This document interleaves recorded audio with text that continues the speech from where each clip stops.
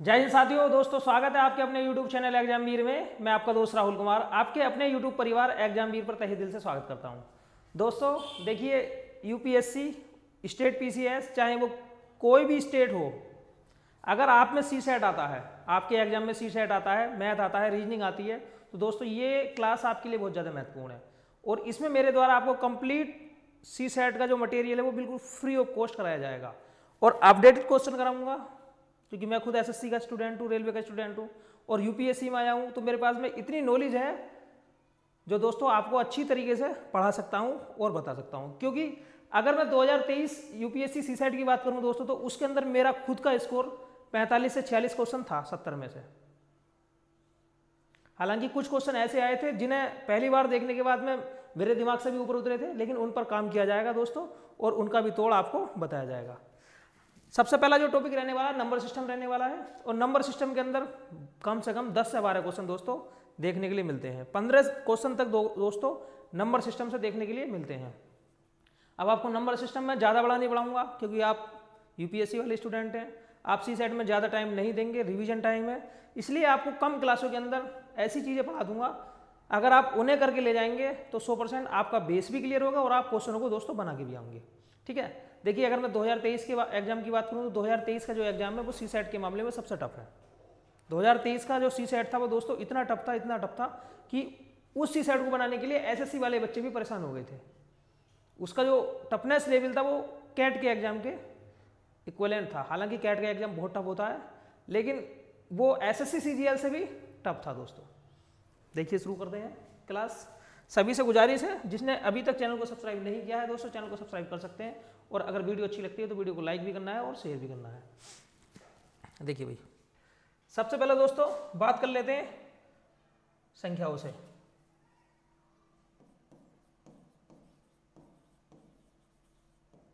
थोड़ा सा आपको एक ओवरव्यू बता देता हूं। सम संख्या, इवन नंबर। देखिए सम संख्या किसे कहते हैं भाई? ऐसी संख्याएं जो 2 से डिवाइड होती हैं। विच नंबर्स डिविजिबल बाई 2। ऐसी संख्याएं जो 2 से डिवाइड होती हैं क्या कहलाती हैं भाई? सम संख्या कहलाती हैं। विच नंबर्स डिविजिबल बाई 2 क्या कहलाती हैं? इवन नंबर कहलाती हैं।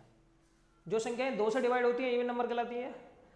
अब कोई भी कितनी भी बड़ी संख्या क्यों नहीं दी हो, आप उसका पहला अंक देखने के बाद आसानी से बता सकते हो कि ये संख्या 2 से कटती है नहीं करती है। जैसे दोस्तों मैंने एक बहुत बड़ी संख्या ले ली और इसका जो फर्स्ट डिजिट है, इकाई अंक है, वो 6 है। अब 6 है तो आप ये चेक कीजिए कि क्या ये इवन है या ओड है। क्या ये संख्या 2 से कटती है या नहीं करती है? अगर ये 2 से कटेगी तो सम है संख्या। तो क्या है दोस्तों? सम है, और ये कंप्लीट संख्या 2 से डिवाइड होगी। आपको भाग देने की कोई जरूरत नहीं है। तरह तरह के सवाल जो कि इस रूल को अप्लाई करने के बाद दोस्तों पूछा जाता है। जैसे मान लीजिए भाई एक ये नंबर है, यहां 42x1, यहां पर आपसे पूछा जाएगा कि ये संख्या 2 से डिवाइड है और आप बताइए कि क्या x के स्थान पर कौन सी संख्या आ सकती है। अब यहाँ पर x के स्थान पर ज़्यादा संख्याएं भी आ सकती हैं, तो आपसे पूछा जाएगा छोटी से छोटी संख्या बताइए या फिर बड़ी से बड़ी संख्या बताइए। अब अगर मैं छोटी से छोटी संख्या की बात करता हूँ दोस्तों, तो जो भी संख्याएं होती हैं वो 0 से लेकर 9 तक आती हैं। देखिए एक अंक की जो डिजिट होती हैं, एक अंक की संख्याएं होती हैं 0 से लेकर 9 तक आती हैं। इनके अलावा जो भी संख्या होगी वो 2 अंकों की होगी, और 2 अंकों की संख्या दोस्तों यहाँ कभी नहीं आएगी। तो हम क्या करते हैं, देखिए अगर मुझे 2 से काटना है, अगर दोस्तों मुझे 2 से काटना है तो पहली बात तो यहाँ पर 1 है, ये संख्या 2 से कटेगी नहीं कभी भी, क्योंकि इसका इकाई अंक इवन नहीं है। तो यहाँ हम ले लेते हैं 2, यहाँ 2 ले लेते हैं, 4 ले लेते हैं, कुछ भी ले लेते हैं, 1 नहीं लेंगे। अब आप देखिए x के स्थान पर क्या रख सकते हैं भाई? देखिए ये संख्या 2 से कटती है, ये संख्या 2 से कटती है, ये संख्या 2 से कटती है, तो आप यहाँ 0 रख सकते हैं, 2 रख सकते हैं, 4 रख सकते हैं, 6 रख सकते हैं, 8 रख सकते हैं। इतनी संख्याएं दोस्तों आप रख सकते हैं। अगर यहाँ बड़ी से बड़ी संख्या की बात करी जाएगी दोस्तों, तो बड़ी से बड़ी संख्या आपकी 8 होगी। ठीक है, इस तरीके से दोस्तों आप प्रत्येक प्रश्न को बना सकते हैं। अब आगे देख लेते हैं भाई 4 से, ये सम है। ठीक है भाई, और देखिए यहां पर मैं दोस्तों सम के साथ साथ में आपको डिविजिबिलिटी रूल भी साथ साथ सिखाऊंगा। इवन नंबर क्या है भाई? Which numbers divisible by 2, even numbers. और देखिए इसी के साथ साथ में आप डिविजिबिलिटी रूल सीखिए, विभाजिता का नियम। अब 2 के बाद में कौन सी संख्या अभी, 4 से कटने का नियम, 8 से कटने का नियम, 16 से कटने का नियम, दोस्तों 32 से कटने का नियम। ये सारे के सारे नियम सीखिए।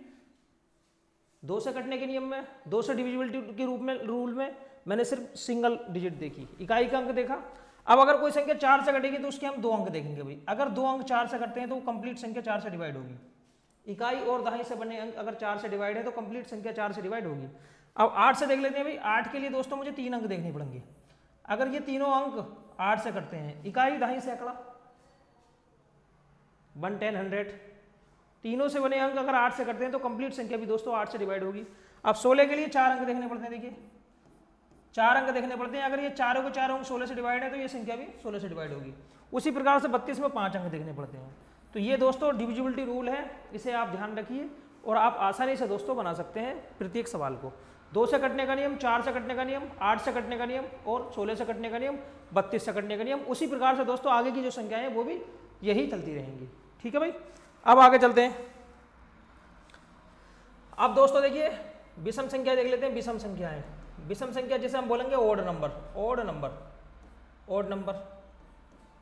विच number does not divisible by 2, जो कि 2 से डिवाइड नहीं होती है, विषम संख्या कहलाती हैं। जो कि दोस्तों 2 से डिवाइड नहीं होंगी, 2 से डिवाइड नहीं होंगी, क्या कहलाएंगी भाई, 2 से डिवाइड नहीं होंगी, विषम संख्या कहलाएंगी। ठीक है, जो संख्याएं 2 से डिवाइड नहीं होंगी वो विषम संख्या कहलाती हैं। जैसे भाई 1, 3, 5, 7, 9 डिवाइड होनी चाहिए, वो 2 से डिवाइड नहीं होनी चाहिए, चाहे वो किसी से भी डिवाइड हो, लेकिन दोस्तों वो 2 से डिवाइड अगर नहीं है तो विषम संख्याएं हैं। ये विषम का रूल है। ऐसी संख्याएं जो 2 से डिवाइड नहीं होती है विषम संख्या कहलाती हैं, ओड नंबर कहलाती हैं। अब इसमें देखिए विभाजिता का नियम देख लेते हैं दोस्तों। विभाजिता का नियम, 3 से कौन सी संख्या कटती है, 6 से कौन सी संख्या कटती है, 9 से कौन सी संख्या कटती है, ये भी चेक कर लेते हैं। देखिए 3 से कौन सी संख्या कटेगी भाई, जिसके अंकों का योग 3 से डिवाइड होगा वो संख्या 3 से कटेगी। जिसके अंकों का योग, देखिए जिसके अंकों का योग किससे डिवाइड होगा भाई, जिसके अंकों का योग, जिसके अंकों का योग, अंकों का जो योग है वो अगर 3 से डिवाइड है, अगर अंकों का योग 3 से डिवाइड है तो कंप्लीट संख्या 3 से कटेगी। 6 का मतलब होता है 3 गुणा 2, 6 का मतलब होता है 200, 3 गुणा 2। कोई संख्या 6 से कब कटेगी, जब वो 2 से भी कटेगी और 3 से भी कटेगी, दोनों से कटेगी, तब जाकर वो 6 से कटेगी। तो 6 से कटने के लिए 2 से कटना और 3 से कटना दोनों का रूल फॉलो होना जरूरी है, तब जाकर दोस्तों संख्या 6 से कटती है। अब 9 से कटने के लिए भी जिसके अंकों का योग, the add of numbers is divisible by 9। अगर अंकों का योग, देखिए अंकों का योग, अगर अंकों का योग, अंकों का जो योग है वो किससे डिवाइड है भाई, अंकों का योग 9 से डिवाइड है तो कंप्लीट संख्या दोस्तों किससे कटेगी भाई, 9 से कटेगी। एक थोड़ा सा एग्जाम्पल के थ्रू देख लेते हैं कि किस तरीके के दोस्तों सवाल आपसे पूछे जाते हैं। जैसे मान लीजिए भाई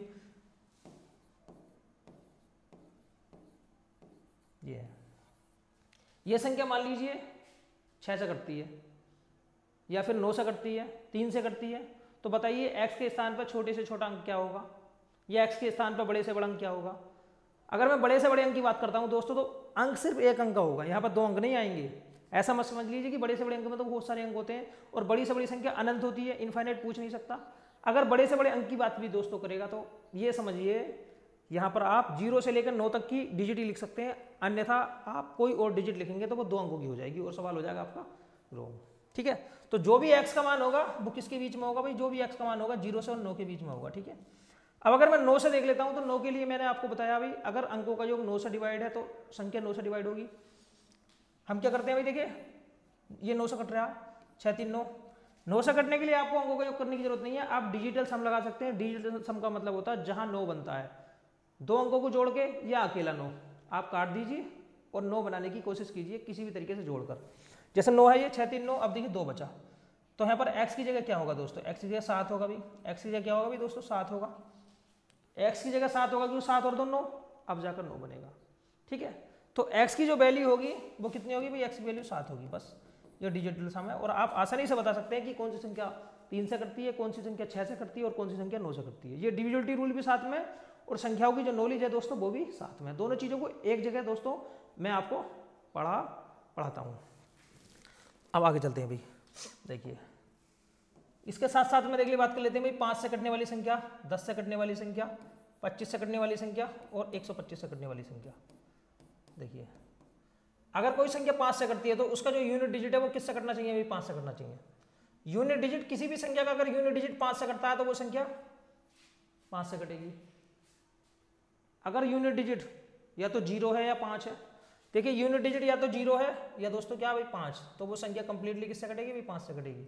आप कोई सी भी संख्या ले लीजिए, अगर उसका यूनिट डिजिट या तो 0 है या 5 है, वो संख्या कंप्लीटली दोस्तों 5 से कटेगी। अब 10 से कटने के लिए देखिए 10 से कटने के लिए 2 गुणा 5, अगर वो संख्या 5 से भी कटती है और 2 से भी कटती है तब जाकर वो संख्या दोस्तों 10 से कटेगी। 10 का मतलब होता है 2 गुणा 5, अगर वो संख्या 2 से भी कटेगी 5 से भी कटेगी तब जाकर दोस्तों वो संख्या 10 से कटेगी। अब आगे बात कर लेते हैं 25 से। देखिए 25 के लिए दोस्तों इकाई और दहाई, देखिए दोनों अंक, ये वाले दोनों अंक अगर 25 से डिवाइड होते हैं, इकाई और दहाई के जो अंक हैं वो 25 से डिवाइड होते हैं, तब जाकर दोस्तों वो संख्या 25 से डिवाइड होगी। जैसे मान लीजिए भाई देखिए खुद 25 है, 50 है, 75 है, ये तीनों की तीनों संख्याएं 25 से डिवाइड होती हैं। ये तीनों की तीनों संख्याएं इकाई और दहाई से बने अंक अगर 25 से डिवाइड है तब जाकर दोस्तों वो संख्या 25 से डिवाइड होगी। उसी प्रकार से 125 में देखिए 3 अंक इकाई दहाई सैकड़ा के तीनों अंक 125 से करते हैं, तब जाकर दोस्तों ये संख्या 125 से डिवाइड होगी। जैसे 125, 250, इस तरीके से दोस्तों संख्याएं आती जाएंगी। अगर इकाई दहाई सैकड़ा तीनों के तीनों अंक 125 से डिवाइड होंगे तब जो जाकर दोस्तों ये संख्या 125 से डिवाइड होती है। ठीक है, देखिए मैंने दोस्तों आपको 2 का बता दिया रूल, 3 का रूल बता दिया, 4 का रूल बता दिया, 5 का रूल बता दिया, 6 का रूल बता दिया, 7 का अभी नहीं बताया, 8 का बता दिया, 9 का बता दिया, 10 का बता दिया। अब दोस्तों बात कर लेते हैं 7 की, 11 की और 13 का रूल। देखिए 7 का 11 का 13 का रूल देख लेते हैं एक बार। 7 का 11 का 13 का रूल क्या है भाई? 7, 11, 13। देखिए 7, 11, 13 क्या है?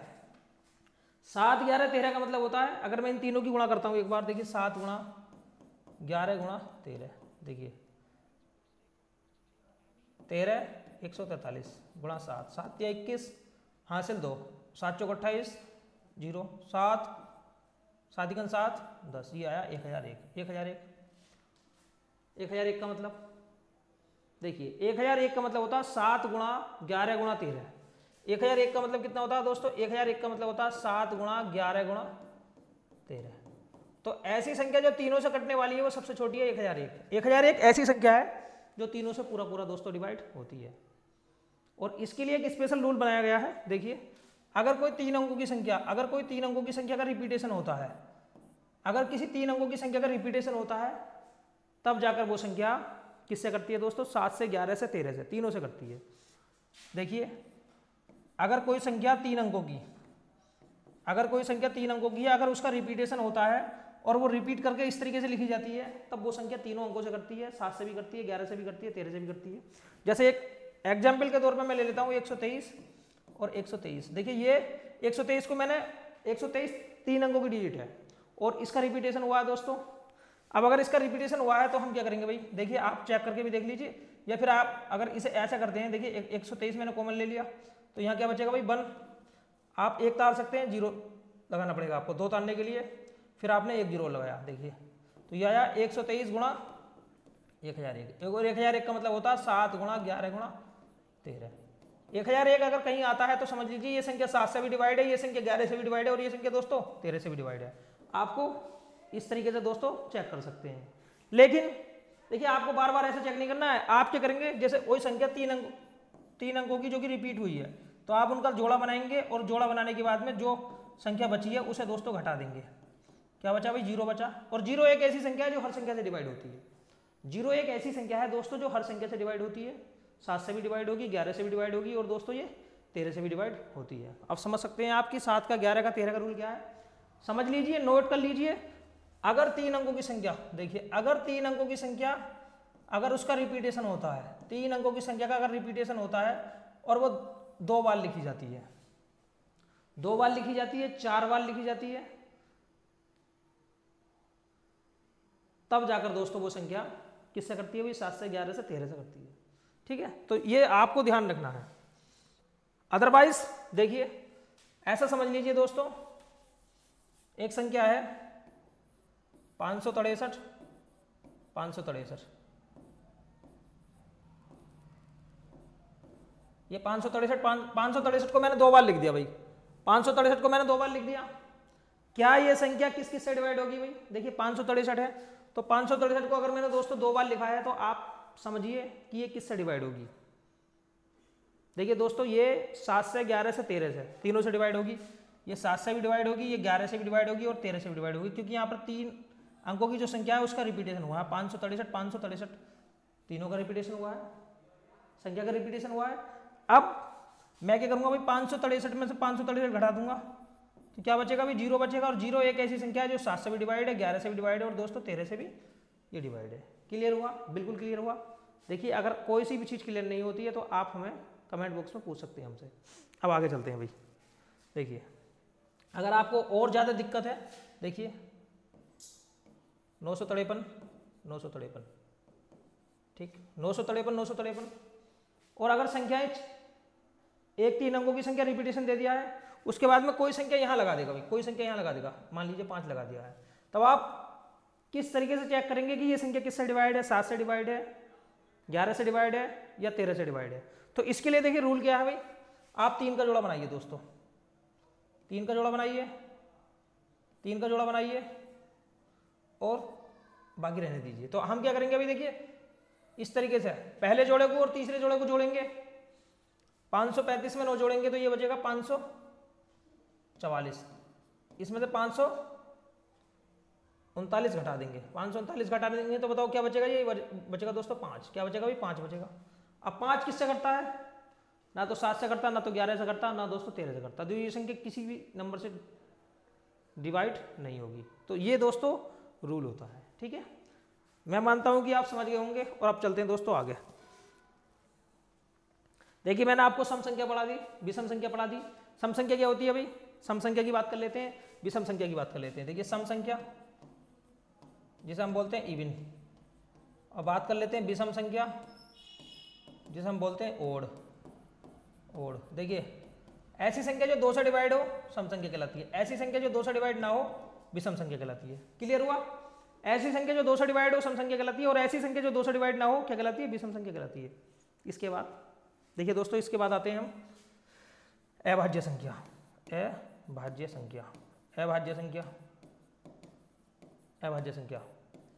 संख्या का मतलब होता है प्राइम नंबर। देखिए प्राइम नंबर क्या है अभी?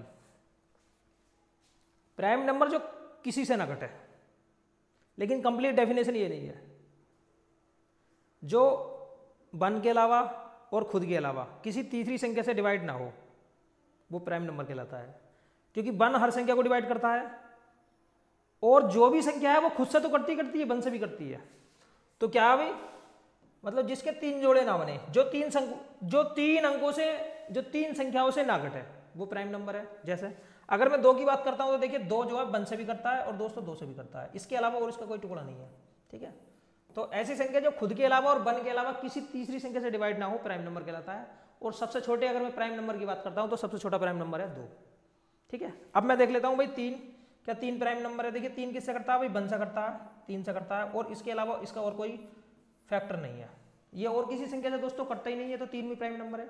अब 4 को चेक कर लेते हैं। देखिए 4 की अगर मैं बात करता हूं तो 1 से करता है, 2 से करता है और ये 4 से भी करता है। तो ये देखिए 4 खुद के अलावा और 1 के अलावा एक और संख्या से कटा, 2 से कटा, तो दोस्तों 4 प्राइम नंबर नहीं है। तो प्राइम नंबर की सीधी डेफिनेशन हुई ऐसी संख्या जो 1 के अलावा और खुद के अलावा किसी तीसरी संख्या से ना कटे, क्या कहलाता है? प्राइम नंबर दोस्तों कहलाता है। समझ में आई बात? नहीं आई? प्राइम नंबर भी हो गई। अब आगे बात कर लेते हैं को प्राइम नंबर। देखिए को प्राइम की बात कर लेते हैं। को प्राइम क्या है भाई?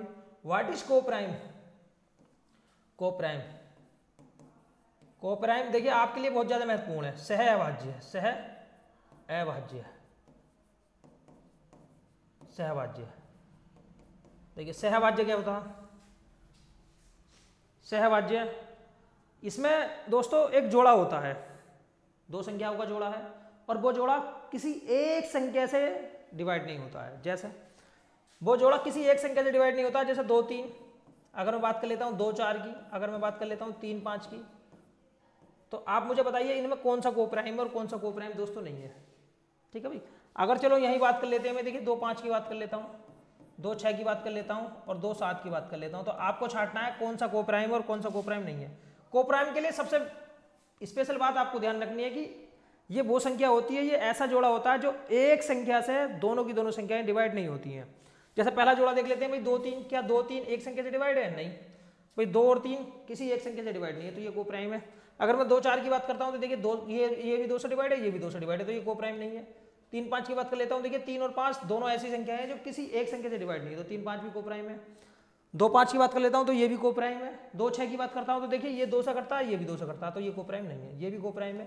क्योंकि दोस्तों ये भी दोनों संख्याएं किसी एक नंबर से डिवाइड नहीं है। तो मैं मानता हूँ दोस्तों कोप्राइम आप समझ गए होंगे, ऐसा जोड़ा, संख्याओं का ऐसा जोड़ा जो किसी एक नंबर से दोनों संख्याएं ना कटें, कोप्राइम कहलाते हैं। क्लियर बात हो गई? ठीक है भाई, प्राइम नंबर हो गई, कोप्राइम नंबर हो गई दोस्तों, सम संख्या हो गई, विषम संख्या हो गई। आगे देख लेते हैं परिमेय संख्या। परिमेय संख्या, परिमेय संख्या, परिमेय संख्या क्या भाई? देखिए परिमेय संख्या, परिमेय संख्या का मतलब होता है ऐसी संख्या जो p बटे q के रूप में लिखी जाए।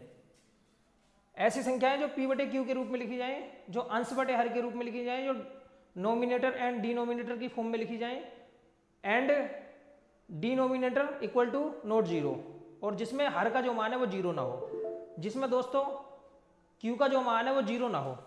अगर यहाँ पर q का मान जीरो नहीं है तो क्या कहलाएगी? ये क्या कहलाएगी दोस्तों? परिमेय संख्या कहलाएगी। q का मान कभी भी जीरो नहीं होना चाहिए, परिमेय संख्या कहलाती है।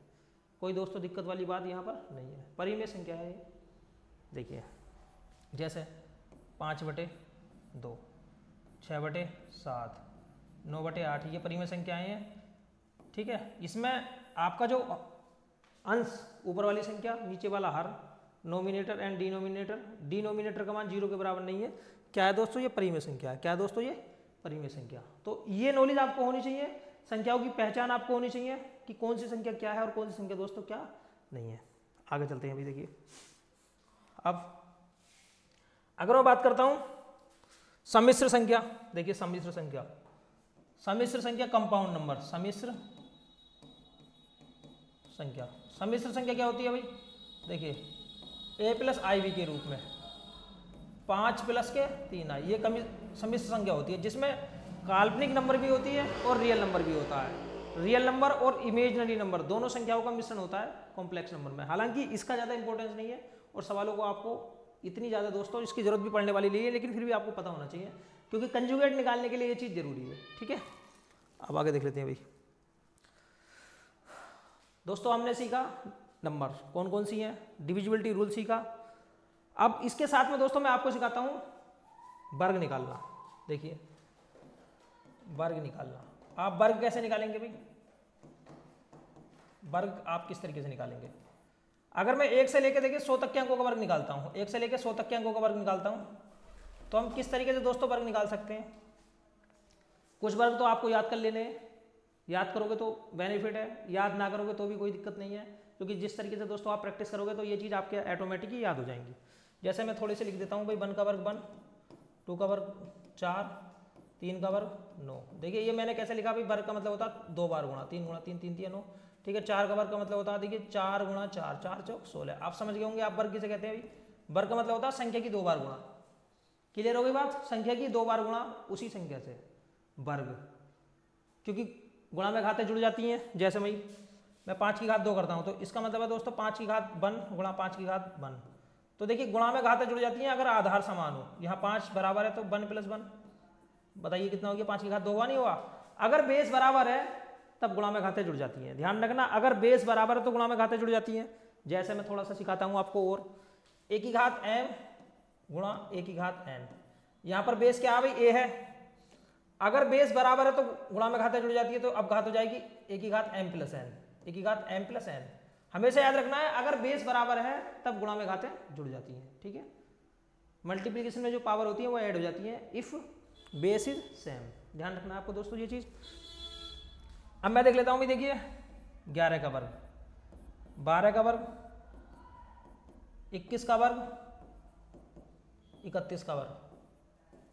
कोई सी भी संख्या ले लीजिए, आप आसानी से चुटकी के अंदर दोस्तों वर्ग निकाल सकते हैं, कोई दोस्तों भारी चीज नहीं है। जैसे मैंने 11 ले लिया तो आपको करना क्या है? देखिए आप क्या करेंगे भाई? 1 का वर्ग करेंगे। देखिए 1 का वर्ग करिए, 1 का वर्ग आ गया। अब आप इन दोनों संख्याओं की गुणा कीजिए, दोनों संख्या की गुणा कीजिए, 1 गुणा 1 कितना हो गया भाई, बन आ गया। इसका दुगुना कीजिए, इसका दुगुना कीजिए, बताइए कितना हो गया भाई, 1 दूनी 2। अब ये संख्या आप लिख दीजिए ऐसे, ठीक है भाई, कितना हो गया 121। अब 12 कर लेते हैं, देखिए दोस्तों 12। अब 12 क्या करेंगे, देखिए 12 का वर्ग निकालने के लिए आपको क्या करना है भाई, पहली संख्या का वर्ग करना है। बताओ 2 का वर्ग कितना होगा, 4। अब 2 एकन 2, 2 का वर्ग 4, 2 एकन 2, देखिए 2 एकन 2, आएगा नहीं आएगा भाई 2। इसके बाद में दोस्तों इसका दुगुना कीजिए, या इसकी इससे गुणा कीजिए, 2 एकन 2, इसकी इससे गुणा कीजिए, 2 दूनी 4, फिर आप एक ऐसे लिख दीजिए, 144 हो गया। कोई दोस्तों दिक्कत वाली बात नहीं है, ठीक है भाई। देखिए भाई आगे बात कर लेते हैं। आपको वर्ग करना था पहली संख्या का भी, 1 का 2 का वर्ग 4, फिर आप दोनों का गुणा कीजिए, देखिए 2 एकन 2, 2 एकन 2, दोनों संख्याओं की गुणा की, उसके बाद में उसका दुगुना कीजिए, 2 दूनी 4, ठीक है। आप 1 का वर्ग कीजिए, कितना हो गया भाई, 1 हो गया। अब 21 का वर्ग कर लेते हैं, देखिए 21 का वर्ग, 1 का वर्ग कीजिए सबसे पहले आप, 1 का वर्ग 1। अब आप दोनों की गुणा कीजिए भाई, 2 एकन 2, देखिए 2 एकन 2। आप 2 का वर्ग कीजिए, देखिए 2 एकन 2, फिर 2 का दुगुना कीजिए, इसका दुगुना कीजिए, 2 दूनी कितना हो गया भाई, 4 हो गया। अब जो दूसरा डिजिट है इसका आप वर्ग कर लीजिए, कितना हो गया बताइए, दूसरा जो डिजिट है दाहिनी का डिजिट, इसका वर्ग कर लीजिए, 2 का वर्ग 4। 31 का वर्ग कर लेते हैं, देखिए 31 का वर्ग आप 1 का वर्ग कीजिए, 1, ठीक है भाई। अब देखिए 3 एकन 3, दोस्तों 3 एकन 3 हो गया, 3 एकन 3 हो गया। दोनों की गुणा कीजिए आपस में, जो दोनों अंक हैं इनकी गुणा कीजिए, 3 एकन 3। अब इसका दुगुना कीजिए, 3 दूनी 6। अब जो दूसरा अंक है आपका, इसका वर्ग कर दीजिए, 961 हो गया, आएगा नहीं आएगा 961। और 31 का वर्ग दोस्तों 961 ही होता है। आप किसी भी अंक का वर्ग चुटकी के अंदर दोस्तों निकाल सकते हैं। और 2-3 संख्या लेके देख लेता हूं मैं। इसके बाद में देखिए, अगर मैं 51 का वर्ग करता हूं दोस्तों, अगर मैं बात करता हूं 75 का वर्ग, अगर मैं बात करता हूं 99 का वर्ग, देखिए 99 का वर्ग, कोई सी भी संख्या ले लीजिए, जरूरी नहीं है आप यही रखेंगे। देखिए मैंने क्या करा भाई, 1 का वर्ग करा, 1 आ गया। 5 एकन 5, देखिए 5 एकन 5 आ गया, ठीक है। आप दोनों की अंकों की गुणा कर ली, 5 एकन 5, 5 का दुगुना कीजिए, 5 दूनी 10, 10 का कितना आएगा भाई 0 हासिल 1। अब 5 का वर्ग कर दीजिए, 5 का वर्ग हुआ 25, 5 का वर्ग हुआ 25, 25 में 1 जोड़ोगे तो कितना हो गया 26, 2601 आ गया। 51 का अगर आप वर्ग करोगे तो 2601 ही आएगा। आप आसानी से चेक कर सकते हैं। 51 को आप 50 + 1 के रूप में भी तोड़ सकते हैं। देखिए 51 को आप क्या कर सकते हैं भाई, 51 को आप 50 + 1, 50 + 1 का वर्ग करोगे तो देखिए आप यही मिलेगा, 50 का वर्ग 2500 + 1 का वर्ग 1, और फिर दोनों की गुणा का दुगुना, कितना आएगा 100 आएगा नहीं आएगा, कितना आएगा 2601 आएगा नहीं आएगा। सिंपल है, कोई दोस्तों भारी सवाल ये नहीं है, बहुत ही सिंपल सवाल है। आगे चल लेते हैं। अब देखिए 5 का वर्ग कितना आएगा भाई 25, 5 का वर्ग कितना हो गया भाई 25, ठीक है भाई। 5 का वर्ग 25 आएगा, पहली बार आप पहले वाले अंक का वर्ग कीजिए, 5 का वर्ग 25, हाथ से बचा 2, ठीक है। आप इन दोनों गुणा कीजिए, 7 पंजे 35, 35, देखिए 7 पंजे 35, 35 का दुगुना कीजिए, 35 दूनी 70, 70 में 2 जोड़ोगे तो 72 हासिल 7, 7 सत्ते कितना होता है भाई 49, 7 सत्ते होता है दोस्तों 49, 49 में अगर आप कितना जोड़ेंगे, 7 जोड़ेंगे तो कितना बनेगा 56 बनेगा, 56 25 हो गया। और सिंपल है। और वैसे भी जिसका यूनिट डिजिट 5 होता है उसका वर्ग निकालना आसान होता है, वो मैं अभी दोस्तों आपको बताऊंगा। लेकिन ये जो रूल है बहुत सिंपल है, और आप आसानी से चाहे 2 अंकों की संख्याएं हो, 3 अंकों की संख्याएं हो, आप किसी का भी वर्ग आसानी से दोस्तों निकाल सकते हैं। करना ये है, देखिए एक बार अच्छी तरीके से समझा देता हूं बहुत बढ़िया करके। 2 अंकों की संख्या है दोस्तों, मान लीजिए भाई ये संख्या है 16 है, 29 है, इसका मुझे वर्ग निकालना है, इसका मुझे वर्ग निकालना है। तो हम क्या करेंगे भाई, इसका वर्ग कर लेंगे। 9 का वर्ग होता है 81, 81 का 1 लिख दिया, हासिल आ गया 8, ठीक है भाई। अब 9 दूनी कितना होता है भाई 18, 18 का दुगुना कितना हो गया, जो पावर है आप उससे गुणा कीजिए या फिर दुगुना कीजिए, बात एक ही है। 9 दूनी 18, 18 का दुगुना 36, 36 में अगर 8 जोड़ोगे तो कितना बनेगा 44, 44 बनेगा, फिर हासिल आ गया दोस्तों 4। 2 का वर्ग कितना होता है भाई 4, 4 में 4 जोड़ोगे तो कितना हो गया 8। अगर आप 29 का वर्ग करोगे तो कितना आएगा भाई, यही आएगा 841। चेक करके देख लेते हैं। देखिए 29 को मैं लिख सकता हूँ 30 - के 1, 30 - 1 का वर्ग, 30 का वर्ग आ गया 900, और 1 का वर्ग आ गया 1 माइनस के, दोनों की गुणा का दुगुना 60 आ गया। अब देखो इसमें जोड़ोगे 900 में से 60 जाएगा तो कितना बचेगा भाई 840 बचेगा, और 840 में 1 जोड़ोगे तो 841 हो गया, नहीं हो गया। आसानी से दोस्तों आप निकाल सकते हैं। दोबारा समझ लीजिए, पहले अंक का वर्ग करना है और उसका सिर्फ 1 अंक लिखना है। अगर कोई कैरी बचता है तो उसे लिख दीजिए। जैसे 9 का वर्ग 81, देखिए 9 का वर्ग था 81, 81 का मैंने 1 लिख दिया यहाँ पे, रिमेनिंग बचा 8, 8 शेष कर लिया। दोनों की गुणा कीजिए, 9 दूनी 18।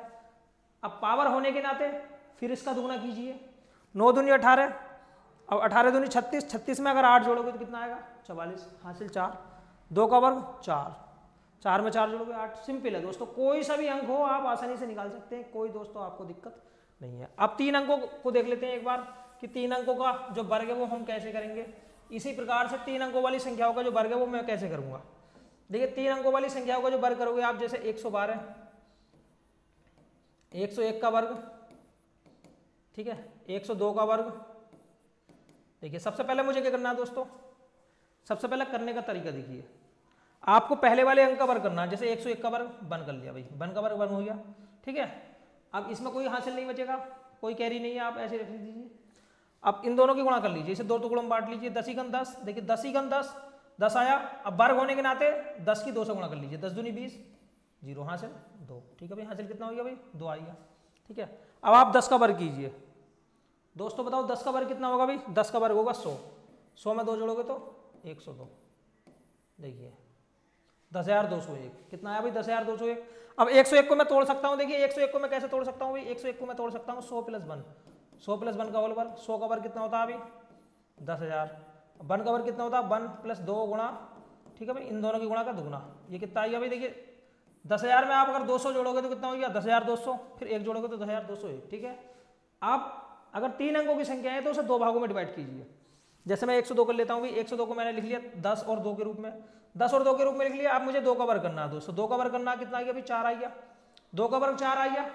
अब हमें दोनों की गुणा कर लेनी है, देखो 10 दूनी 20, अब इसकी पावर होने के नाते 10 दूनी 20, इसकी पावर होने के नाते 20 की गुणा 2 से कीजिए, 20 दूनी 40, 40 का कितना आएगा भाई 0 हासिल, फिर 4 हो गया, ठीक है भाई। अब मैं 10 का वर्ग करता हूँ 100, 100 में 4 जोड़ोगे कितना आ गया भाई 104, सिंपल है, बहुत सिंपल है, 10,404। चेक कर लीजिए भाई, अगर 102 को मैं किस तरीके से लिख सकता हूँ, 102 को लिख सकता हूँ मैं दोस्तों 100 + 2, देखिए 100 + 2 को वर्ग के रूप में लिख सकता हूँ। 100 का वर्ग कितना होता है भाई, 100 का वर्ग होता है 10,000, ठीक है दोस्तों। 4 का वर्ग होता है 4, इन दोनों की गुणा का दुगुना 200, 200 का दुगुना 400, ठीक है भाई। 4 अगर आप इन्हें जोड़ोगे तो यही आएगा, कितना आएगा 10,404, बहुत सिंपल है दोस्तों, कोई भी भारी नहीं है। 2 अंकों की संख्याओं का वर्ग, 3 अंकों की संख्याओं का वर्ग आसानी से दोस्तों आप निकाल सकते हैं, कोई दोस्तों भारी चीज ये नहीं है। अब चलते हैं भाई, ऐसी संख्याएं जिनका यूनिट डिजिट 5 है, ऐसी संख्याएं जिनका यूनिट डिजिट 5 है, हम उनका वर्ग कैसे निकालें। If unit digit is 5, unit digit is 5, अगर यूनिट डिजिट कितना भाई 5 है तो आप वर्ग कैसे निकालेंगे। जैसे भाई मैंने 15 ले लिया, 25 ले लिया, 35 ले लिया, ठीक है भाई। वैसे ही जो मैं आपको तरीका बता चुका हूं दोस्तों, वो तरीका भी हर जगह अप्लाई होगा, लेकिन ये थोड़ा सा और अलग है। जैसे 5 का वर्ग कितना होता है भाई 25, 1 के बाद क्या आता है भाई 2 आता है, तो 2 × 2 225 हो गया। 5 का वर्ग कितना होता है भाई 25, आप समझ लीजिए 2 के बाद क्या आता है भाई 3, 3 दूनी 6। 5 का वर्ग कितना होता है भाई 25, 3 के बाद कितना आता है दोस्तों 4, 4 × 3 12, आप आसानी से निकाल सकते हैं, ठीक है, आसानी से निकाल सकते हैं।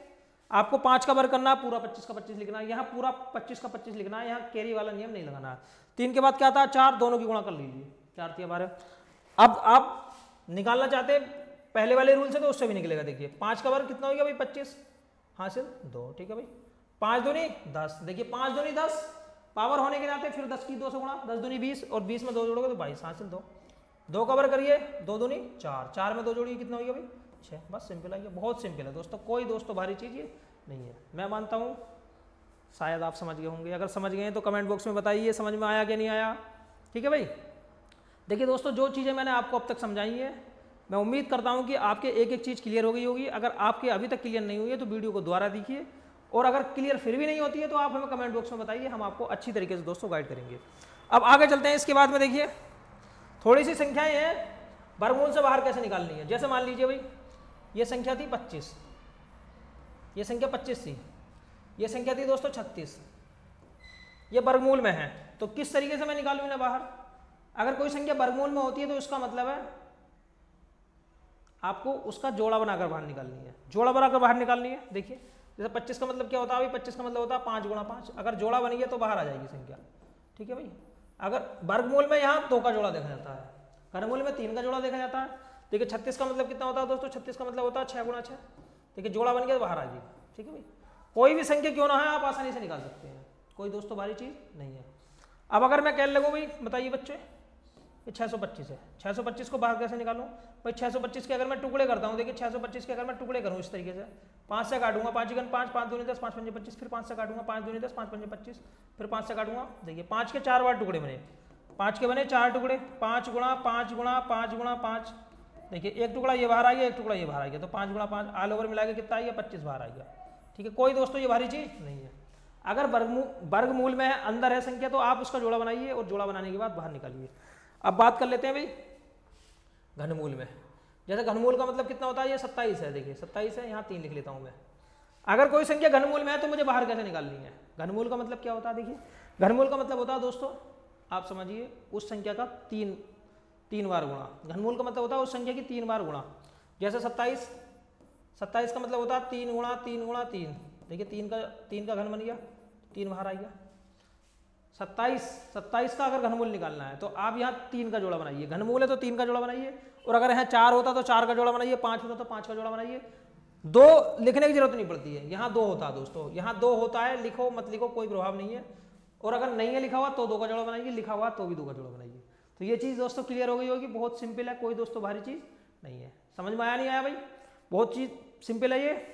इसके बाद में आगे चल लेते हैं। देखिए दोस्तों, अब मैं बात कर लेता हूँ भाई इसके बाद में। देखिए मैंने आपको बताया भाई, अगर पावर सेम है, इफ बेस इज इक्वल, अगर पावर सेम है, अगर पावर दोस्तों सेम है तो क्या होगा भाई? देखिए गुणा में जो पावर होती है वो जुड़ जाती है, जैसे 5 की पावर 2 और 5 की पावर 5। अगर अगर बेस सेम है, पावर नहीं बेस सेम है, अगर बेस सेम है, जैसे यहाँ भी 5 है यहाँ भी 5 है, तो क्या करेंगे हम दोस्तों? बेस ऐसे लिखेंगे और जो पावर है दोनों को जोड़ देंगे। कितना हो गया? 7 हो गया। कभी कभी हमें सवालों को सोल्व करना पड़ जाता है, जैसे ये 64 है दोस्तों, ये 2 की पावर 2 है, और दोस्तों ये 50 है, अगर ये 32 है, यहाँ 32 है, तो आप बताइए 2 की पावर कितनी होगी? 64 गुणा 2 की पावर 2, यहाँ कुछ नहीं है, यहाँ गुणा 32, तो आपको बताना 2 की पावर x। तो आप क्या करेंगे दोस्तों? अगर x की वैल्यू निकालनी है तो आप पहले सबकी पावर बराबर कर लेंगे भाई, बेस सबका बराबर करेंगे, और बेस बराबर करने के बाद में हम घातों को आसानी से जोड़ सकते हैं। जैसे 64 का मतलब कितना होता है? देखिए 64 का जो मतलब होता है दोस्तों, 64 को अगर 2 से काटोगे आप, ये 32 बार कटेगा, फिर 2 से काटिएगा 16 बार कटेगा, फिर 2 से काटोगे 8 बार कटेगा, फिर 2 से काटोगे 4 बार कटेगा, फिर 2 से काटोगे 2 बार। तो 1 2 3 4 5 6। 64 का मतलब होता है 2 की पावर 6 और 2 की पावर 2, और देखिए 32 का मतलब होता है 2 की पावर 5, 2 की पावर 5। देखिए 32 को अगर काटोगे तो ये भी मिलेगा भाई दोस्तों, देखिए 2 से काटोगे तो कितना आएगा भाई? आप आसानी से दोस्तों निकाल सकते हैं। 2 की पावर 5 बराबर कितना आएगा भाई? 2 की पावर x। बस आपको करना कुछ नहीं है, फिर आसानी से आप बता सकते हैं।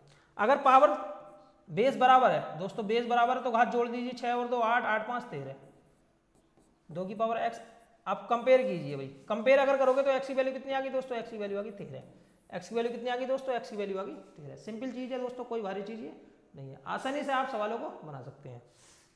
अब आगे चलते हैं भाई। देखिए ये चीज़ दोस्तों आप सीख चुके हैं, कोई दोस्तों भारी चीज़ ये नहीं थी। अब इसके बाद में दोस्तों हम बात कर लेते हैं। देखिए जीरो, आखिर में जीरो कैसे बनता है भाई? देखिए अब हमें बताना है भाई जीरो कैसे बनेगा। Number of zero, number of zero, ऐसा समझिए दोस्तों कि अगर संख्याओं की गुणा करी जाए तो उसमें कितने जीरो बनेंगे, ये आपको बताना है। ये भी यूपीएससी में पूछा जाता है। जैसे अगर मैं सम संख्या की गुणा 5 से करता हूँ तो क्या बनता है भाई? जीरो बनता है। सम संख्या, सबसे छोटी सम संख्या 2, काफ़ी सारी सम संख्याएं होती हैं, अगर सबसे छोटी सम संख्या और 5 की गुणा होगी तो दोस्तों 1 जीरो बनेगा। तो जब भी जीरो आपको चेक करने हैं तो आप ये देखिए कि कौन सी संख्या कम बार है। जैसे यहाँ पर क्या था भाई? देखिए 2 की पावर 1 था और यहाँ 5 की पावर 1 था। ठीक है भाई, समझ में आई नहीं आया बात? यहाँ 2 की पावर 1 था और 5 की पावर 1 था। अगर पावर सेम है, अगर पावर सेम है तो हम बेस की गुणा कर सकते हैं। देखिए 10 की पावर 1 आ गई, नहीं आ गई? अगर दोस्तों पावर सेम है तो हम बेस की गुणा कर सकते हैं। जैसे कर सकते हैं, समझिए।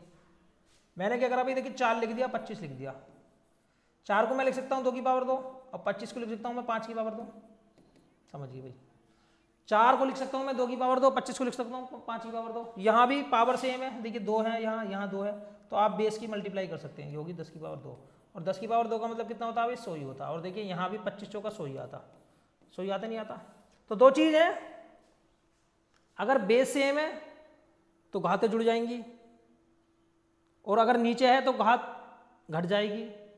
और अगर दोस्तों पावर सेम है, अगर पावर सेम है तो आप मल्टीप्लाई भी कर सकते हैं सिंपल। जैसे यहाँ देखा आपने 2 की पावर 2 गुणा 5 की पावर 2, तो पावर सेम थी तो आपने दोनों जो बेस थे उनकी गुणाई कर दी, 5 दूनी 10, सिंपल था दोस्तों। तो जब भी आपको जीरो चेक करना है तो आप क्या करेंगे भाई दोस्तों, हमेशा याद रखिए जब सम संख्या की गुणा 5 से होती है तो एक जीरो बनता है, सम संख्या बोले तो 2, जब 2 की गुणा 5 से होगी तो दोस्तों क्या बनेगा भाई, एक जीरो बनेगा। ये है असली रूल। अब हम क्या करते हैं, देखिए कभी कभी सवालों में ऐसा दिया जाता है भाई, अगर मैं 1 गुणा 2 गुणा 3 गुणा 4 गुणा 5 डैश डैश करके हैं 100 तक लिख देता, अभी 100। अगर इनकी आपस में गुणा कर दी जाए, 1 से लेकर 100 तक के अंकों की संख्या, 1 से लेकर 100 तक के अंकों की आपस में गुणा कर दिया जाए, तो बताइए जीरो कितने बनेंगे, how many zero in this terms. आपको जीरो की संख्या बतानी है कि जीरो दोस्तों कितने बनेंगे। भाई देखिए 1 से लेकर अगर मैं 100 तक के अंकों की गुणा करूंगा तो यहाँ पर 2 अनेकों बार आएगा और 5 भी अनेकों बार आएगा। देखिए दोस्तों यहाँ 2 अनेकों बार आएगा, भाई 2 अनेकों बार आएगा, ठीक है, मैनी टाइम्स आएगा 2। और जो 5 है दोस्तों वो भी क्या आएगा भाई, मैनी टाइम्स आएगा, मैनी टाइम्स आएगा, मैनी टाइम्स आएगा नहीं आएगा। और दोनों की आपस में गुणा है, भाई जब दोनों की गुणा होगी तभी तो जीरो बनेगा भाई, 5 की और 2 की गुणा जब आपस में होगी तभी जीरो बनेगा, 2 पंजे 10 होता है। लेकिन एक बात ध्यान रखिए, एक बात सोचिए दोस्तों, आप बात ये सोचिए कि यहाँ पर कौन सी संख्या कम बार आएगी। अगर मैं 1 2 3 4 5 100 तक के अंकों की गुणा करता हूँ तो यहाँ पर 2 अनेक बार आएगा, जैसे 2 के बाद 4, 4 के बाद 6, 6 के बाद 8, 8 के बाद 10, इस तरीके से दो अनेक बार आएगा। लेकिन 5 काफ़ी इंटरवल के बाद आएगा, जैसे 5 10, ठीक है भाई, 15 20 25, इस तरीके से दोस्तों 5 आएगा। तो हम चेक कर लेते हैं कि 5 यहाँ कितनी बार आएगा भाई, 5 यहाँ कितनी बार आएगा। आप अगर मैं 1 से लेकर 100 तक के अंकों की गुणा कर दूं तो 1 से लेकर अगर मैं 100 तक के दोस्तों अंकों की गुणा कर देता हूं तो मैं इसे ऐसा भी लिख सकता हूं 100 फैक्टोरियल, 100 फैक्टोरियल, ये हो गया 100 फैक्टोरियल, ठीक है भाई, इसे हम फैक्टोरियल बोलते हैं। देखिए ये भी 100 फैक्टोरियल है, ये भी 100 फैक्टोरियल है। आप कोई सा भी अंक चेक कर सकते हैं, 3 चेक कर सकते हैं, 4 चेक कर सकते हैं, 5 चेक कर सकते हैं, आसानी से बता सकते हैं इसमें कौन सा अंक कितनी बार है गुणा करने के बाद में जो भी गुणा होगी, ठीक है। अब हम क्या करते हैं भाई, देखिए हम क्या करते हैं दोस्तों, 5 चेक कर लेते हैं, 5 से भाग देते हैं, 5 दूनी 10, 5 से भाग देते हैं, 5 चौक 20, तो यहाँ पर दोस्तों कितनी बार आएगा भाई, 24 बार आएगा, 24 बार आएगा, 5 यहाँ पर दोस्तों कितनी बार आएगा भाई, 5 आएगा 24 बार दोस्तों, 5 आएगा 24 बार, ठीक है। अब मैं 2 चेक कर लेता हूँ कि 2 कितनी बार आएगा भाई, 100 तक की संख्याओं में 2 कितनी बार आएगा, हमने देखिए 2 लिख लिया, 2 लिख लिया, 50 बार 2 लिख लिया, 25 बार फिर 2 लिख लिया, 12 बार, जो शेष बचेगा उसे हम ऐसे छोड़ देंगे। देखिए जैसे मैंने 2 से 25 को भाग दिया, 24 बार पूरी जाएगी, एक बचेगा, एक को ऐसे रहने दो। 2 से भाग दो 6 बार, 2 से भाग दो 3 बार, 2 से भाग दो 1 बार, अब इन्हें जोड़ दीजिए 75 बार। देखिए 75 के बाद में ये 50, अब ये हो गया दोस्तों 37, 37 में 6 जोड़ोगे कितना हो गया 43, 43 में 3 जोड़ोगे 46, 46 और 47, 47 बार और 50 बार कितना हो गया भाई 97 बार। यहाँ 2 जो आएगा वो 97 बार आएगा, 2 आएगा 97 बार, 2 आएगा 97 बार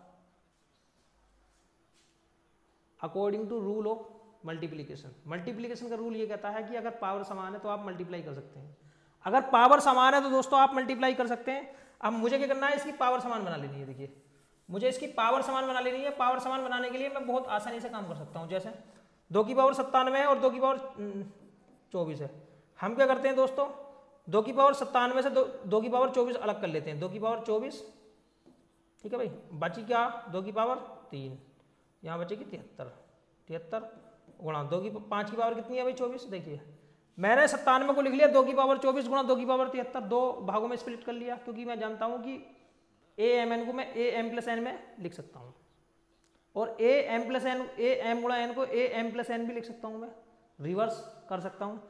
अब देखिए मैंने आपको बताया था if power is same then multiplication of base हो सकती है, बिल्कुल पॉसिबल है। अगर पावर समान है तो बेस की मल्टीप्लीकेशन हो सकती है। अब 5 दूनी कितना होगा भाई 10 हो गया, 10 की पावर कितना आ गया 24 आ गया और 2 की पावर 73, तो दोस्तों यहाँ पर 10 जो आएगा वो 24 बार आएगा। 10 का मतलब 0 ही तो होगा भाई, यहाँ 0 जो आएगा वो 24 बार आएगा। अब आपको इतना चेक करने की जरूरत नहीं थी दोस्तों, मैंने आपको बिल्कुल सिखाया है आप ये देखिए कि जब भी मल्टीप्लिकेशन होती है उसमें जो संख्या कम बार आएगी उतने ही जीरो बनेंगे, ठीक है। और संख्या चेक करने के लिए आपको 5 से भाग देने की जरूरत है। आप आसानी से दोस्तों सवाल को बना सकते हैं, कोई दोस्तों भारी चीज़ नहीं है।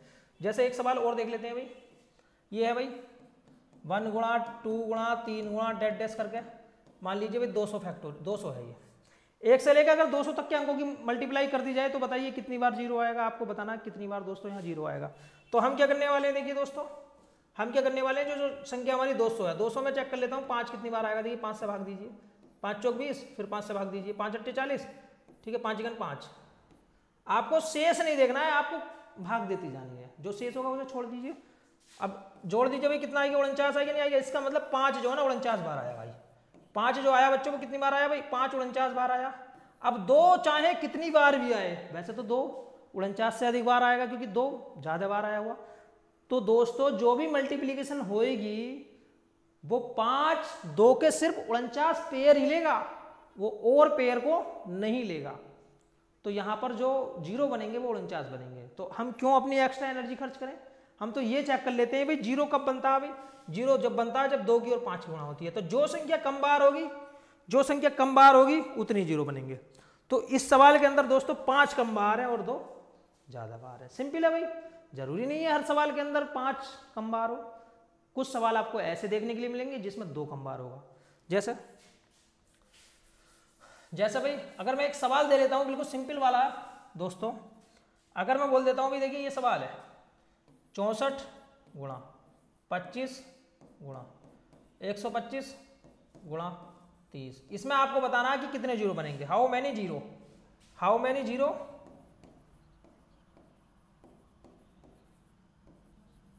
आपको बताना है इसमें कितने जीरो बनेंगे। भाई जीरो बताने के लिए वही रूल, यहां पर आपको स्प्लिट कर करके देखना पड़ेगा, इनके फैक्टर करने पड़ेंगे। जैसे 64 का मतलब कितना होता है दोस्तों, 64 का मतलब होता है 2 की पावर 6। भाई जब आप 64 के फैक्टर करोगे तो ये 6 बार कटेगा 2 से, 2 गुणा 2 गुणा 2 गुणा 2 गुणा 2, 6 बार कटेगा नहीं कटेगा।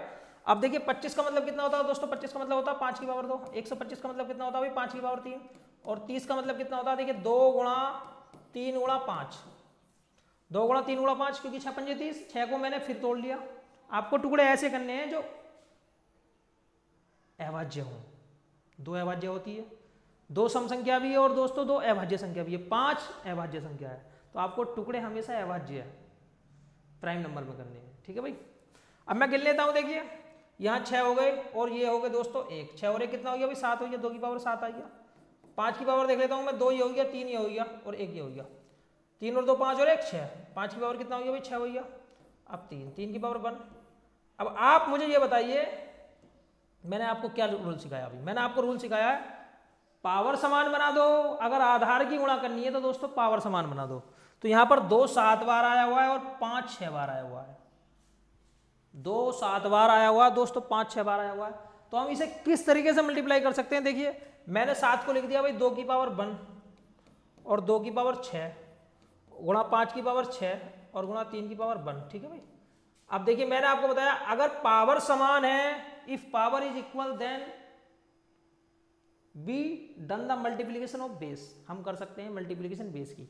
5 दूनी कितना हो गया भाई 10, 10 की पावर 6 हो गया और देखिए 3 दूनी कितना हो गया भाई 6 हो गया, ये बनेंगे 10 की पावर 6 जीरो, मतलब 10 का मतलब होता है 1 जीरो, यहाँ पर 6 जीरो बनेंगे दोस्तों। क्या बनेंगे भाई 6 जीरो, यहाँ पर दोस्तों 6 जीरो बनेंगे।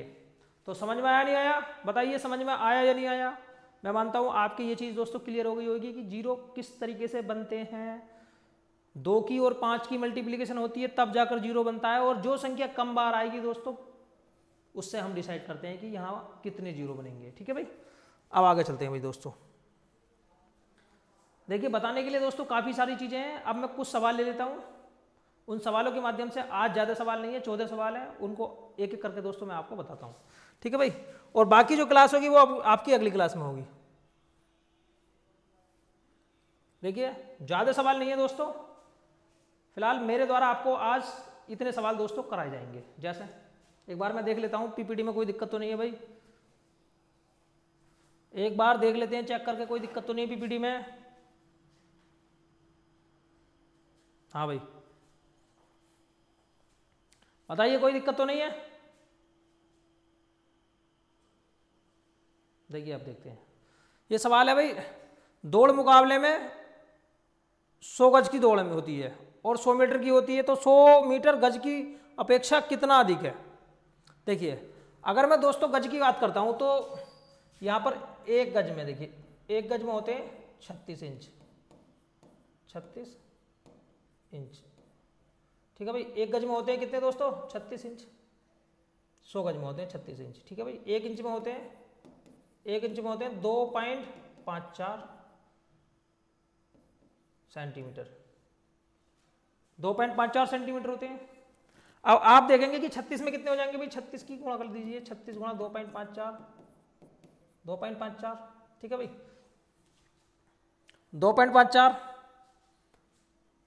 2.54 की देखिए मल्टीप्लाई कीजिए 36 से, 6 चौक 24 हासिल 2, 6 पंजे 30, 2 32 हासिल 3, 6 दूनी 12 और 3 15, 4 तिया 12, 3 दूनी 5 तिया 15 और 1 16, ठीक है। 3 6 7 4 4 1, ये आ गया 91.94, तो ये आएगा 91.44, देखिए 91.44 आएगा दोस्तों, 91.44 हो गया। देखिए ये था एक गज में, एक गज में आ गया, ये एक गज में, एक गज में आ गया। अब यहाँ पर 100 गज होती है दोस्तों, 100 गज होती है नहीं होती है। अब मैं 100 गज करूंगा, ये एक गज था दोस्तों, एक गज था। 100 गज करूंगा तो ये कितना हो जाएगा भाई, देखिए ये सेंटीमीटर है दोस्तों, ये सेंटीमीटर है, कितना भी सेंटीमीटर। अब मैं 100 गज करूंगा तो ये हो जाएगा 9194 सेंटीमीटर। अब इसे 100 से भाग देंगे तो ये मीटर बन जाएगा, तो ये बनेगा 91.44 मीटर, 91.44 मीटर, 91.44 मीटर बना। और ये कितना भी 100 मीटर है भाई, देखिए 100 मीटर है और इधर 91.44 मीटर है, तो इन दोनों में डिफरेंस कितना होगा भाई, ये डिफरेंस होगा 8 से कुछ ज़्यादा, 8 से कुछ ज़्यादा होगा। और 8 वाला ऑप्शन कौन सा है, देखिए ये वाला ऑप्शन, 8.56 मीटर दोनों में डिफरेंस है। ये सवाल आप जब बना सकते हैं जब आपको पता होना चाहिए कि एक गज के अंदर कितने इंच होते हैं। एक गज के अंदर होते हैं दोस्तों 36 इंच और एक इंच में होते हैं 2.54 सेंटीमीटर। देखिए मैंने क्या करा भाई, 36 इंच में सेंटीमीटर निकाल लिए, 91.44 सेंटीमीटर आए, 91.44 सेंटीमीटर आए। ये एक गज था तो मैंने इसे 100 गज बना लिया भाई, 100 गज बना लिया तो दोस्तों मैंने 100 से मल्टीप्लाई कर दी तो 91,9144 सेंटीमीटर आए। लेकिन ये मीटर में है, अब मीटर बनाने के लिए 100 से मैंने भाग दिया, मीटर आ गया 91.44 मीटर। कहने का मतलब है कि 100 गज जो है वो 91.44 मीटर के बराबर है, ये पूरा, और दूसरा वाला 100 मीटर। तो इन दोनों में डिफरेंस कितना होगा आसानी से आप निकाल सकते हैं, कोई दोस्तों भारी चीज नहीं है। लेकिन अगर आप इतना जानते हैं तो सवाल को कर सकते हैं, अन्यथा दोस्तों आप सवाल को नहीं कर सकते। अब चलते हैं अगले सवाल की ओर। देखिए ये सवाल है a माइनस के एम, बी माइनस के एम, डॉट डॉस करके y माइनस के एम और z माइनस के एम। तो आपको बताना what is the value of this, इसकी वैल्यू क्या होगी। देखिए इस सवाल को करने के लिए आप अच्छी तरीके से बताइए मुझे भाई, जब भी आपको ये सवाल करना है तो यहाँ पहले सीक्वेंस देखिए, सीरीज देखिए भाई। ये सीरीज क्या कहती है भाई, ये सीरीज कहती है दोस्तों, देखिए a माइनस के एम, इसके बाद में b माइनस के एम, इसके बाद में c माइनस के एम, डैश डैश करके एक टाइम ऐसा आएगा दोस्तों ABCD में m होता है, m माइनस एम, m के बाद में n माइनस के एम, डैश डैश करके चलेंगे। जब m में से m गया तो 0 बना, और 0 की गुणा अगर मैं किसी भी संख्या से कर देता हूं तो ये कंप्लीट 0 हो जाएगा। तो सिर्फ आपको यहाँ सीरीज देखने की जरूरत है। तो क्या बनेगा दोस्तों, 0 बनेगा भाई 0 बनेगा। कोई दोस्तों भारी सवाल नहीं है, हम सवाल को दोस्तों आसानी से बना सकते हैं। बाकी जो क्लास रहेगी वो अगली क्लास में मैं आपको सवाल कराऊंगा, ठीक है भाई। अब आगे चलते हैं भाई। x1 x2 x3 का जो औसत है 14 है, जिसमें x2 और x3 के योग का दुगुना 30 है। तो आपको बताना है x1 की value, what is the value of x1।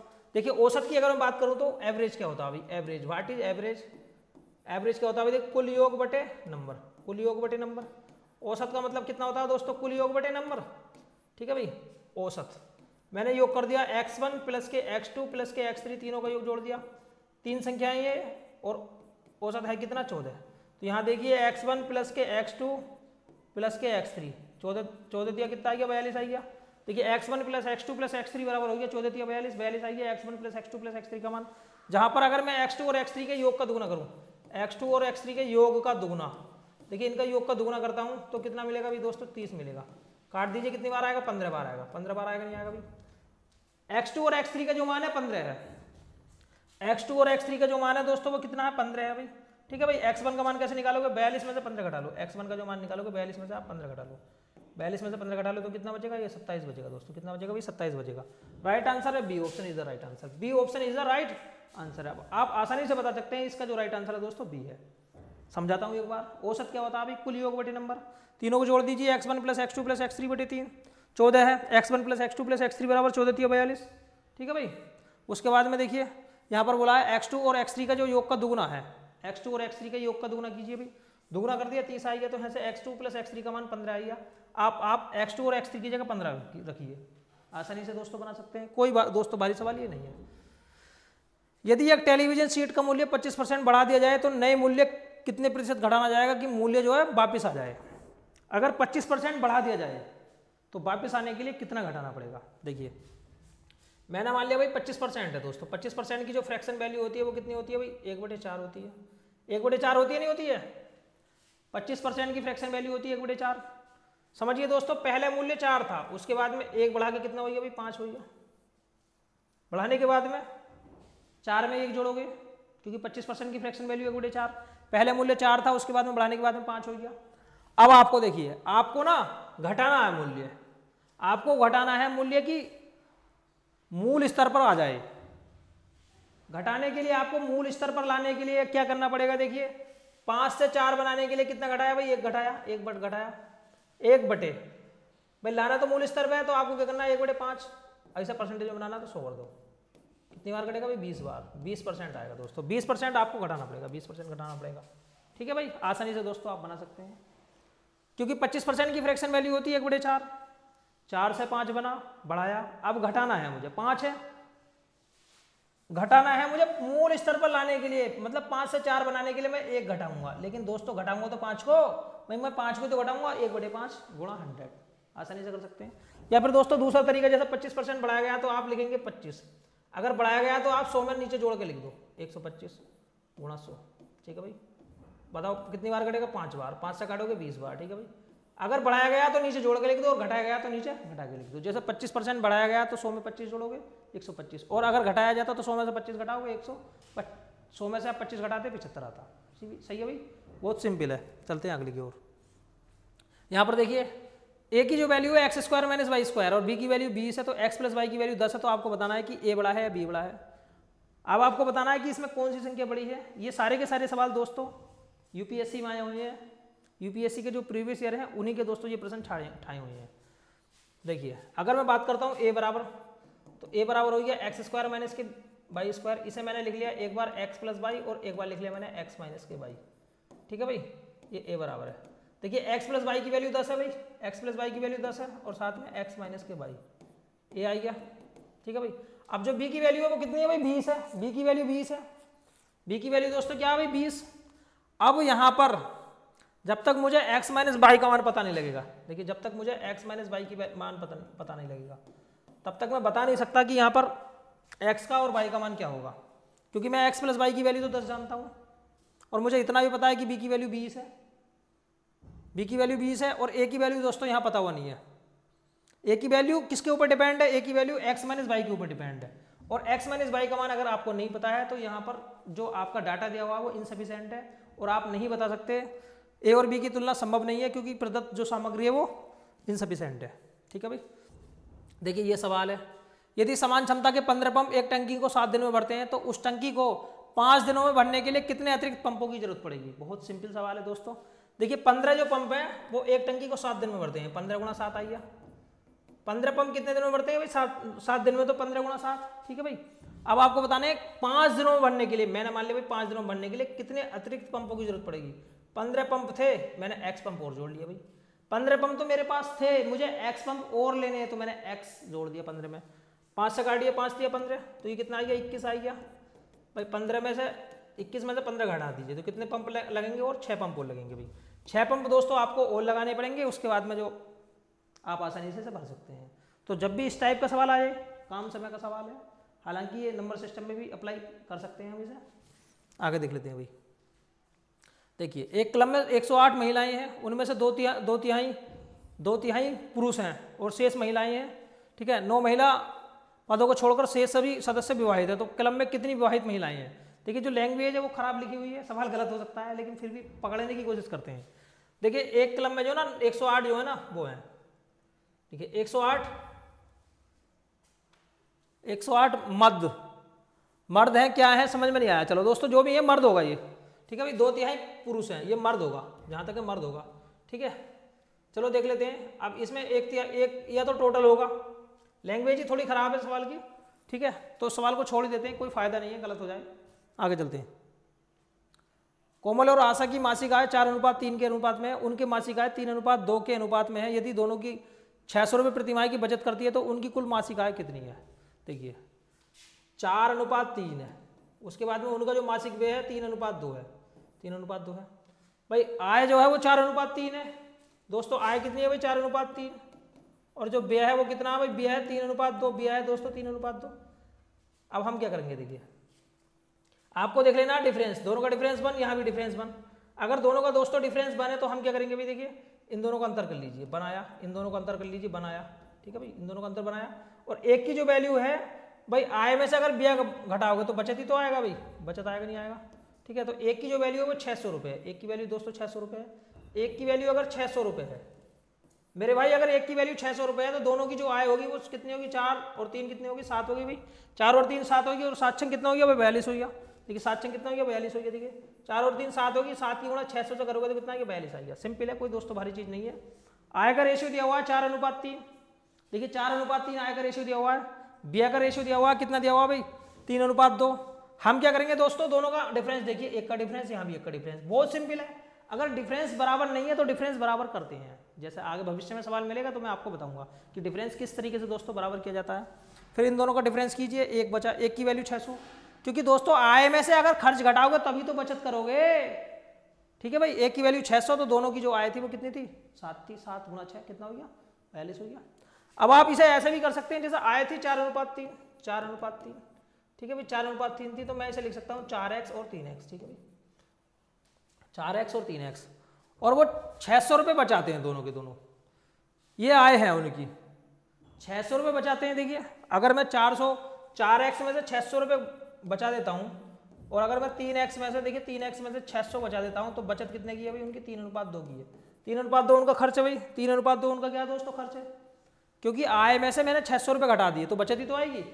त्रिशुणा कीजिए, आसानी से हो जाएगा, 4 दूनी 8x माइनस के 1200 बराबर कितना आएगा भाई 9x माइनस के 1800, ठीक है भाई। अब देखिए घटा दीजिए, x की वैल्यू जो आएगी वो कितनी आएगी, x की वैल्यू है 600 आगे नहीं आएगी। अगर x की वैल्यू 600 है तो आप देखिए 4 और 3 7 7x, बस मान लगा दीजिए 4200 आएगा। सिंपल सवाल है दोस्तों, कोई भारी सवाल ये नहीं है।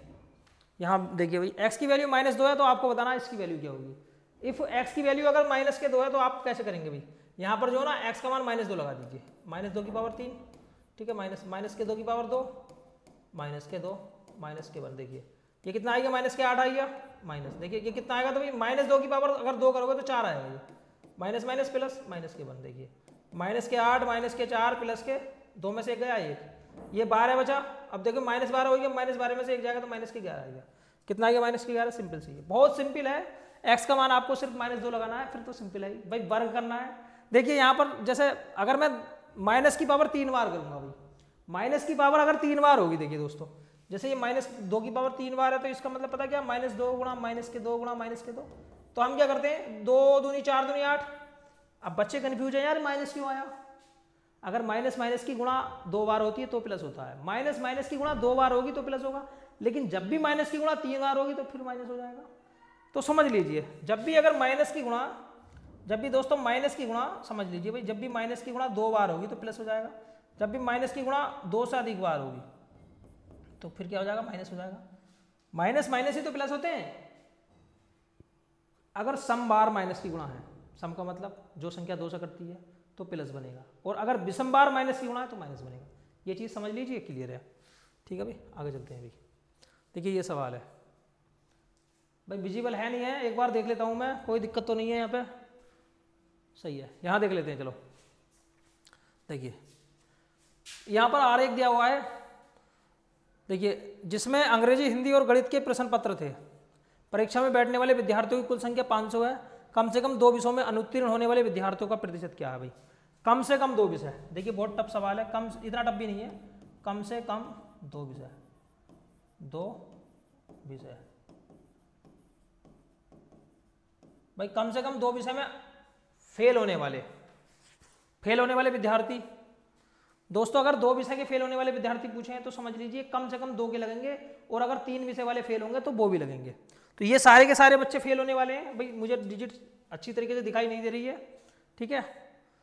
ये जो डाटा है विजिबल नहीं है, एक बार मैं देख लेता हूँ यहाँ पर विजिबल है या नहीं है, समझ में नहीं। 10, 5, 12, ये 10 है, ये 5 है, ये 12 है, ठीक है। दूर से दिखाई देता है, ये 10 है, ये 5 है और ये 12 है, और ये कितना अभी, ये 30 है। एक बार देख लेता हूँ मैं,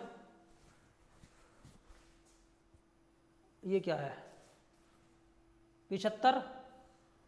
डाटा देखिए, डाटा जो है दोस्तों वो ठीक नहीं है, एक बार डाटा देखना पड़ेगा, उसके बाद मैं आपको समझाऊंगा बढ़िया करके। दोस्तों डाटा देख लेते हैं, डाटा क्या है, मेरे द्वारा क्या डाटा दिया गया था। देखिए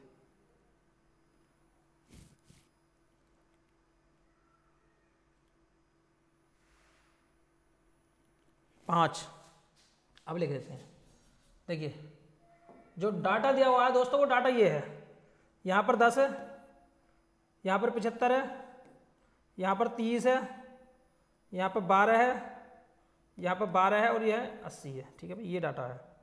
तो आपको बताना है कम से कम 2 विषय में, कम से कम 2 विषय का मतलब है ऐसा समझ लीजिए 2 विषय भी लिए जाएंगे और 2 से अधिक भी, एक विषय वाला नहीं लिया जाएगा जो एक विषय में फेल है।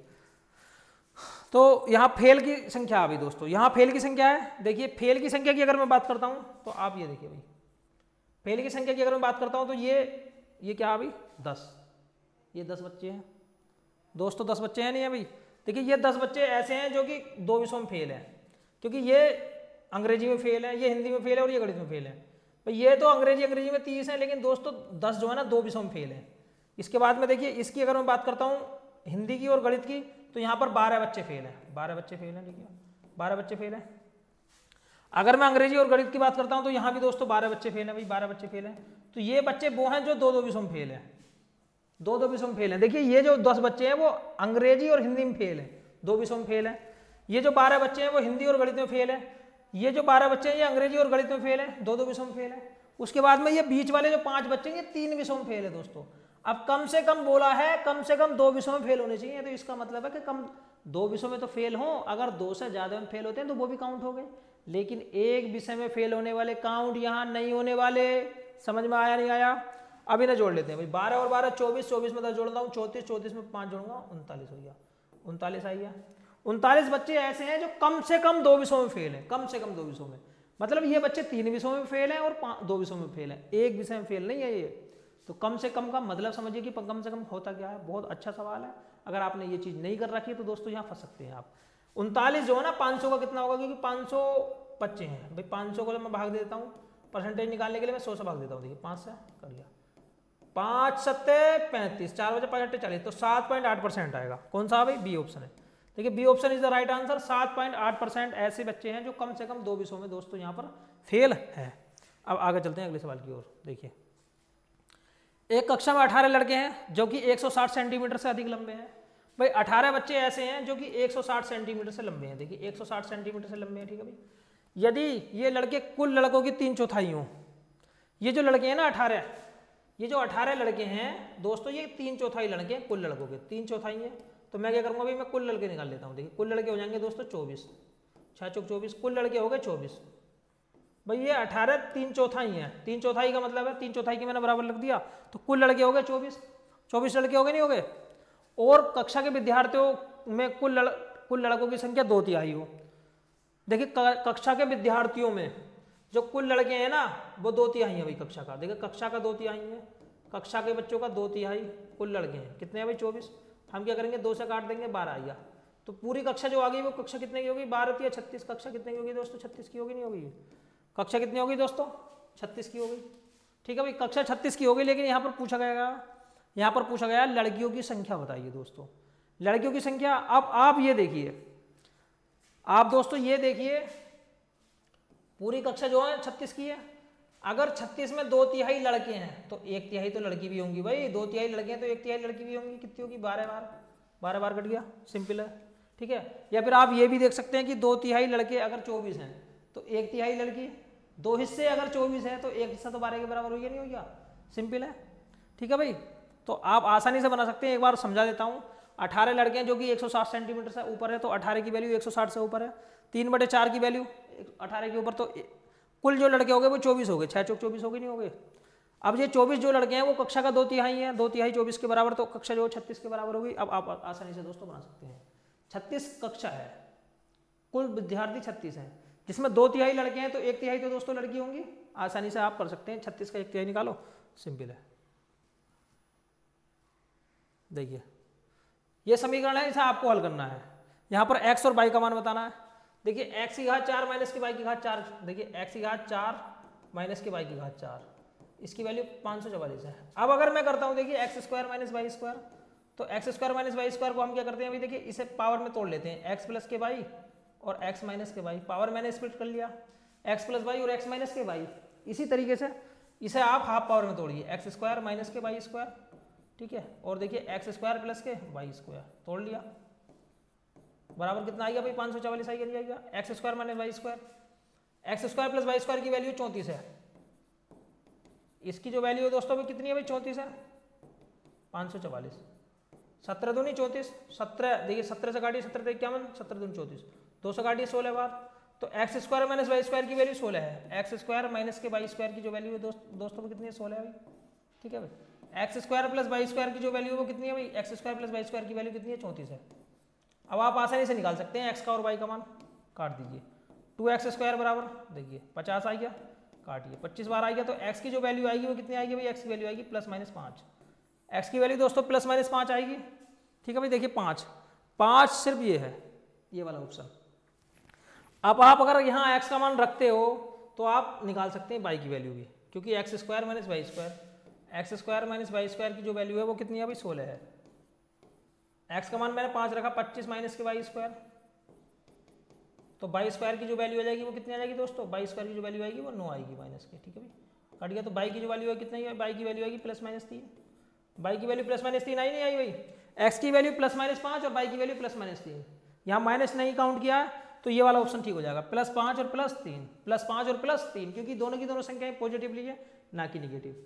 तो क्या समझ में आया, देखिए इस चीज को समझने के लिए आपको ये बात पता होनी चाहिए, x² माइनस वाई स्क्वायर, इसका फार्मूला होता है एक बार जोड़ दो और एक बार घटा दो, x प्लस वाई और x माइनस वाई, जो भी पावर होगी उसकी आप आधी करनी है। 6 पावर होगी तो 3 करनी है, 8 पावर होगी तो 4 करनी है, 10 पावर होगी तो 5 करनी है, कोई घबराना नहीं है। तो यहाँ पर थी 4 पावर, x की घात 4 माइनस वाई की पावर 4, तो हमने क्या करा, x² minus Y square, x² plus Y square, x² minus Y square को x माइनस वाई और x प्लस वाई, ठीक है भाई। x plus Y x minus Y मत करो क्योंकि कोई फायदा होने वाला नहीं है। तो x² माइनस वाई स्क्वायर की वैल्यू यहाँ से 16 आ गई दोस्तों। अब मैं कर सकता हूँ, देखिए x² माइनस वाई स्क्वायर की वैल्यू 16 और x² प्लस वाई स्क्वायर की वैल्यू 34, दोनों को जोड़ोगे तो x की वैल्यू 5, x का मान वापस रखोगे तो y का मान 3 आ जाएगा। सिंपल है दोस्तों, कोई भारी सवाल ये नहीं है। अब चलते हैं आगे। किसी नगर में इतनी जनसंख्या है 3 लाख, 1,80,000 पुरुष हैं, 50% जनसंख्या साक्षर है और 70% पुरुष साक्षर है। तो महिला साक्षरताओं की संख्या बताइए कि महिला कितनी साक्षर है, महिला कितनी है भाई, साक्षर है। अब हम क्या करने वाले हैं, देखिए अगर मैं बात करता हूं दोस्तों, ऑल ओवर मिला के 2 तरीके सवालों को किया जा सकता है। जैसे भाई दोस्तों 50% तो है जनसंख्या कुल मिला के साक्षर और 70% है पुरुष साक्षर। देखिए ये 70% पुरुष साक्षर है। मैं पहला तरीका लगा लेता हूँ भाई दोस्तों, जैसे 3 लाख है भाई, 3 लाख है, 3 लाख है, इसमें ना 50% जनसंख्या साक्षर है।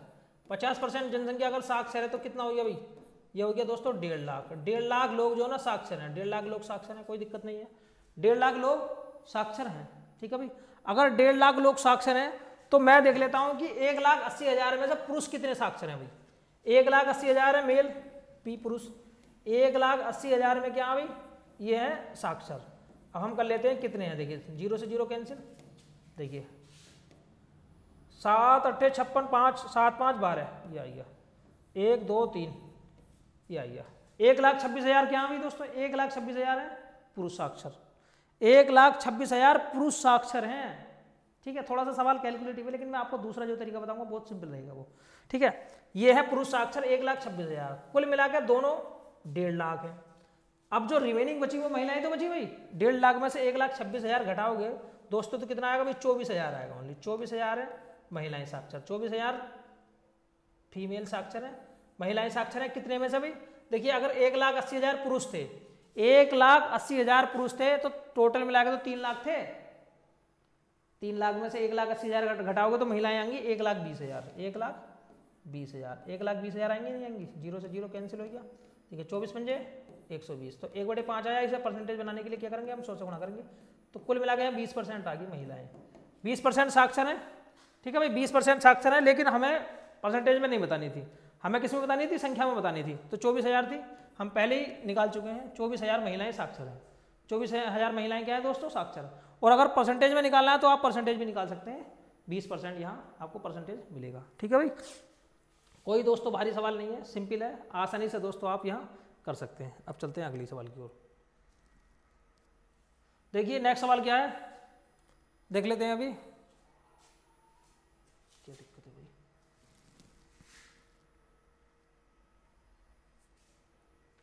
एक मिनट।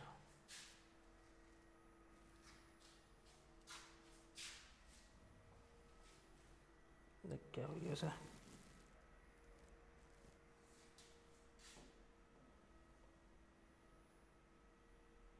एक मिनट दोस्तों, हैंग हो गया है बोर्ड, शायद कोई मच्छर बैठा है। ये हैगा, देख लेते हैं। ये लास्ट सवाल है, लास्ट सवाल है दोस्तों। बोर्ड में हैंगिंग प्रॉब्लम हो जाती है अगर कोई इस पर छोटा सा मच्छर भी बैठ जाता तो। यहाँ बोला गया भाई एक सर्वेक्षण है जिसमें 80% लोगों के पास ना मोटर गाड़ी है और 60% में लोगों के पास मोबाइल फोन है। 55% लोगों के पास मोटर गाड़ी और मोबाइल फोन दोनों है। तो कितने प्रतिशत लोगों के पास मोटर गाड़ी अथवा मोबाइल फोन अथवा दोनों है। ठीक है भाई, तो आपको बताना है कि कितने ऐसे लोग हैं जिनके पास में दोनों है। हम क्या करेंगे, देखिए भाई ये है मोटर गाड़ी और ये है, देखिए ये मोटर गाड़ी है एम, मोटर गाड़ी एम। ठीक है भाई, ये 80% लोगों के पास मोटर गाड़ी है, 80% लोगों के पास मोटर गाड़ी है। और 60%, देखिए 60% अगर मैं सर्वेक्षण की बात करता हूँ तो इनके पास ना मोबाइल फोन है, मोबाइल फोन है, मोबाइल फोन है 60% के पास में। और 55% ऐसे हैं जिनके पास में ना दोनों है, 55% ऐसे हैं जिनके पास में दोनों है। तो दोस्तों ये संख्या 100 से ऊपर जाएगी। हम देख लेते हैं एक बार जोड़कर। भाई अगर मैं 80 को जोड़ता हूँ और 60 को जोड़ता हूँ तो ये कितना आएगा, ये 140 आएगा भाई, 140 आएगा। ये 55 फालतू कैसा आया भाई, मैंने 55 घटा लिया क्योंकि 55 ये 2 बार काउंट हुआ है। तो ये कितना आएगा ये दोस्तों, ये कितना आएगा भाई, ये आएगा हमारा 95%, 95%, 95%। तो यहाँ पूछा क्या गया है, तो कितने प्रतिशत सर्वेक्षित लोगों के पास मोटर गाड़ी अथवा मोबाइल फोन अथवा दोनों है, अथवा ये चीज क्या भाई दोनों है। एक मिनट रुको, दोनों होनी चाहिए। 80% के पास में मोटर गाड़ी है, 60% के पास में मोबाइल फोन है और 55% के पास मोटर गाड़ी और मोबाइल फोन दोनों है। दोनों लगा दिए, ठीक है भाई, दोनों लगा दिए। अब अगर दोनों लगा दिए हमने, दोनों लगा दिए तो इसका मतलब क्या है दोस्तों, ये जो 55 है ना हमने 2 बार काउंट कर लिया, ये इसमें भी काउंट है और ये इसमें भी काउंट है। तो कितने प्रतिशत लोगों के पास मोटर गाड़ी अथवा मोबाइल फोन अथवा दोनों है। यहां पर बताना क्या है, मोटर गाड़ी, मोबाइल फोन अथवा दोनों, तीनों चीज बतानी है। तो ये थोड़ा सा सवाल में मिस्टेक हो सकती है, बाई मिस्टेक हो सकती है। एक बार मैं चेक कर लेता हूं कि सवाल गलत है या सही है। ठीक है, जो मैंने सवाल दिया था उसे मैं देख लेता हूं एक बार, क्योंकि पीपीटी में थोड़ा सा गड़बड़ लगा मुझे यहाँ पे।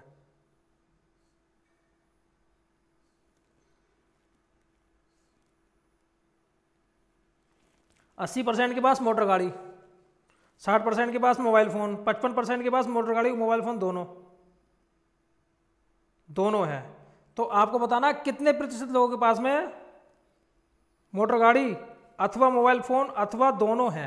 ठीक है भाई, देखिए यहाँ मोटर गाड़ी भी है और अथवा भी और मोबाइल फोन दोनों है। ठीक है भाई, बिल्कुल सही है सवाल। अब देख लेते हैं दोस्तों, देखिए यहाँ पर 80% लोगों के पास क्या है मोटर गाड़ी, 80% लोगों के पास तो मोटर गाड़ी है। ठीक है, और दूसरा वाला 60% लोगों के पास में दोस्तों क्या भाई, 60% लोगों के पास में मोबाइल फोन है। ये मोबाइल फोन है और ये मोटर गाड़ी है, मोटर गाड़ी। अब 55% लोगों के पास मोबाइल फोन और मोटर गाड़ी दोनों है। 55% लोगों के पास में दोनों चीजें भाई दोस्तों। अब हम क्या करते हैं भाई, देखिए हमने 55 को 2 बार काउंट कर लिया है, ये इसमें भी काउंट है और दोस्तों ये इसमें भी काउंट है। अब दोनों को निकालने के लिए देख लेते हैं भाई, अगर मैं इसमें से घटा भी देता हूं तो ये कितना आएगा भाई दोस्तों, ये आएगा 25% आएगा, नहीं आएगा। अब अगर मैं इसमें से घटा देता हूं दोस्तों तो ये कितना आएगा भाई, ये 5% आएगा। 5% के पास में मोबाइल फोन होगा। ठीक है, अब अगर मैं तीनों को जोड़ता हूं क्योंकि इसने बोला भाई मोटर गाड़ी अथवा मोबाइल फ़ोन अथवा दोनों, दोनों तीनों की तीनों चीज़ें ली जाएंगी। तो 25 में 5 जोड़ोगे तो कितना आएगा भाई 30, 30 में 55 जोड़ोगे तो कितना आएगा 85% आएगा। ठीक है भाई 85% आएगा, तो 85% इज द राइट आंसर। ठीक है, एक बार देख लेते हैं दोबारा चेक करके। मैंने क्या करा अभी देखिए 55% ना ये दोनों में काउंट हुआ है, तो 85 में से 55 गया, वो 80 में से 55 गया, 25% ऐसे लोग बचेंगे जिनके पास में सिर्फ मोटर कार है, 25% ऐसे लोग बचेंगे जिनके पास में सिर्फ मोटर कार है। अब मोबाइल फोन 60% के पास है लेकिन 55% तो इसमें भी काउंट हो गया, तो 5% ऐसे लोग बचेंगे जिनके पास में सिर्फ मोबाइल फोन है, ओनली मोबाइल फोन है। अब मैं देखिए 55% तो ऐसे हैं जिनके पास में दोनों है। अब मैं जोड़ता हूँ तीनों को, क्योंकि तीनों पूछा है, 25 ये 5 ये कितना हो गया 30, 30 में अगर आप 55 जोड़ोगे तो कितना आएगा 55% आएगा, नहीं आएगा भाई 55% आएगा। ठीक है दोस्तों, कोई भारी चीज़ ये नहीं है। और अगर मैं इसे जोड़ता हूँ इस तरीके से, देखिए ये कितना हो गया भाई 140, 140 में आप 55 जोड़ दो 5, 195। ठीक है भाई 195 आ गया। ठीक है, ये वाला तरीका सबसे बेस्ट है भाई। देखो ये तरीका अलग है, 80% लोग 55% दोनों के पास, मैंने 55 रिमेनिंग करके 25% के पास में ओनली मोटरसाइकिल, ओनली मोटरसाइकिल। और यहाँ मोबाइल की बात करी जाए तो 60% था, 55% दोनों के पास था, तो 5% ओनली मोबाइल। मोटरसाइकिल अथवा मोबाइल फोन अथवा दोनों है, तीनों को जोड़िए आसानी से जोड़ सकते हैं। 25 ये 5 ये 30, 30 में 55 जोड़िए 85%। तो दोस्तों देखिए आज के जो सवाल थे वो ज़्यादा टफ नहीं थे, यहाँ पर मिक्स सवाल दिए गए हैं। हालांकि ये नंबर सिस्टम से नहीं है, नंबर सिस्टम के अलावा और चैप्टर के भी सवाल हैं दोस्तों। देखिए मैंने आपको आज नंबर सिस्टम का एक बेसिक क्लास कराई है, उसके बाद में दोस्तों मैं अगली क्लास कराऊंगा। और मैं इस बात की गारंटी लेता हूँ कि दोस्तों आप यूपीएससी सीसैट के अंदर, पीसीएस सीसैट के अंदर नंबर सिस्टम से एक भी क्वेश्चन दोस्तों बिल्कुल छोड़ के नहीं आओगे। तो मिलते हैं दोस्तों नेक्स्ट क्लास में, आज के लिए इतना ही काफ़ी है। और ये क्लास सीसैट के अलावा एसएससी वाले बच्चों के लिए, रेलवे वाले बच्चों के लिए, किसी अन्य एग्जाम की तैयारी करने वाले बच्चों के लिए भी बहुत ज़्यादा महत्वपूर्ण है। मिलते हैं नेक्स्ट क्लास में। जय हिंद, जय भारत।